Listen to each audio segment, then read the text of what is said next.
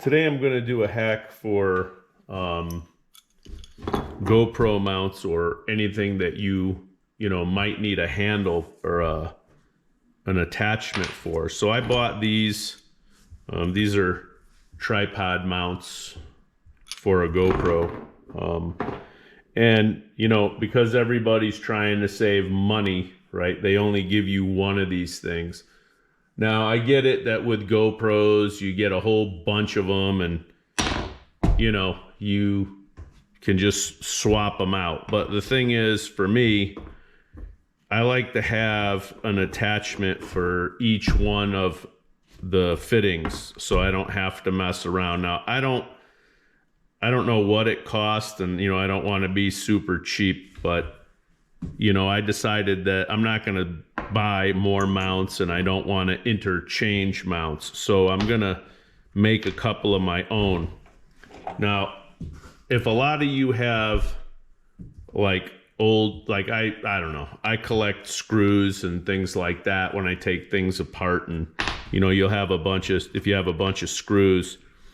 And these are, if you buy one of them wall mounted TV mounts, they give you like 8 different sizes of screws. And these screws were ones that were included in that set. And of course, they just so happen to fit. They're the right thread and the right size for these. Now, you can do a couple of things here,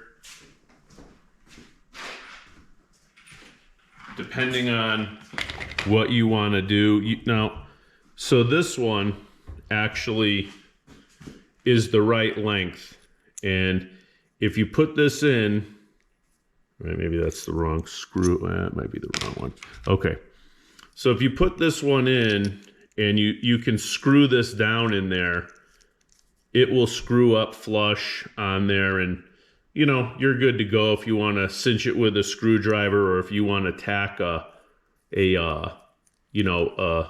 little sort of wing on there so you can tighten that up. That's fine. I thought about doing that, and I may do that as well. But what I wanted to do here was I wanted to make one that was a little longer, so I had, a finger handle on it like this one, right? Because all this is if you look, it's just probably an injection molded handle, and they put a great big long screw in there. And so this is going to be similar. So there are a couple of things you could do here. I mean, if you're really hardcore, you could pop a real quick weld on there and tack that. Seems to be overkill. So what I'm going to do is I'm going to mix up some JB Weld, and I'm going to JB Weld these in place. And I'm going to do them that way. That way each one of these mounts has its own handle. So we're going to go ahead and do that. I'm going to use JB Weld. Not endorsed. JB Weld doesn't give me any free stuff. This is just the best stuff, I think, for things like this. You could use any other epoxy, maybe even super glue. My experience is that JB Weld holds up the longest. I mean, I've used this on things that I probably should have thrown out. I mean, I patched a what do you call those things that you feed your food down the drain and it spins around and chops them up? One of those, and it had holes in it. Somebody threw a spoon down there and it broke through. I just threw JB Weld on it and it held. So we're going to use JB Weld. I'm not endorsed. JB Weld is just like a 2-part epoxy.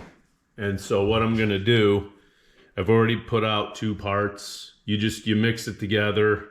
It becomes uniform. And then you put it on whatever surface you're working on. So I'll just mix this up. It'll turn gray. You can use anything really. For small projects like this, I use a toothpick. I happen to have a Q-tip here, and even that mount is going to be way more than I needed, but I'm going to go ahead and I'm going to glob it on there on the one side because I want to make sure that, this thing is going to last.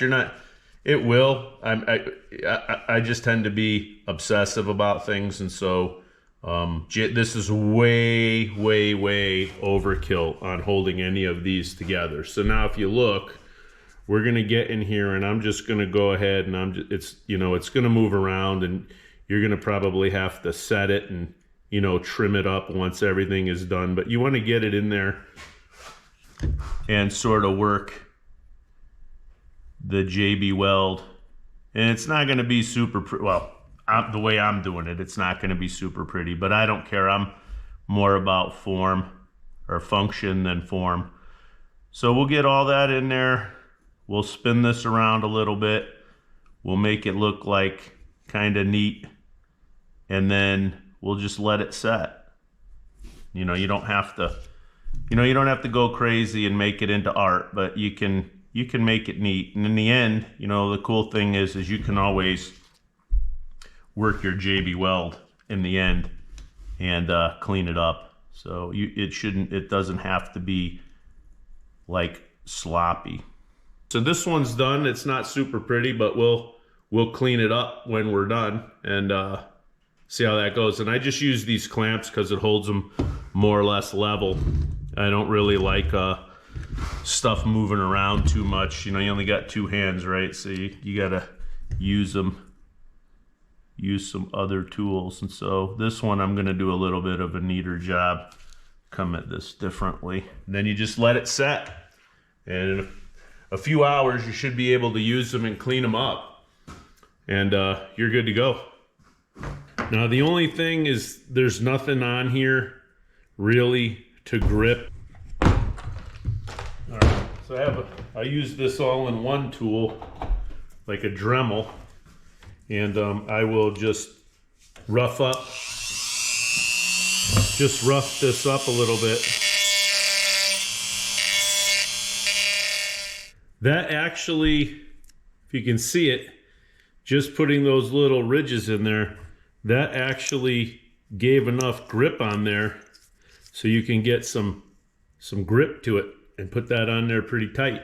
So yeah, works good. You may, this washer's a little bit on the big side, but that will work for sure. So there you go. There's the hack on making a little bolt for your GoPro, or pretty much for anything else.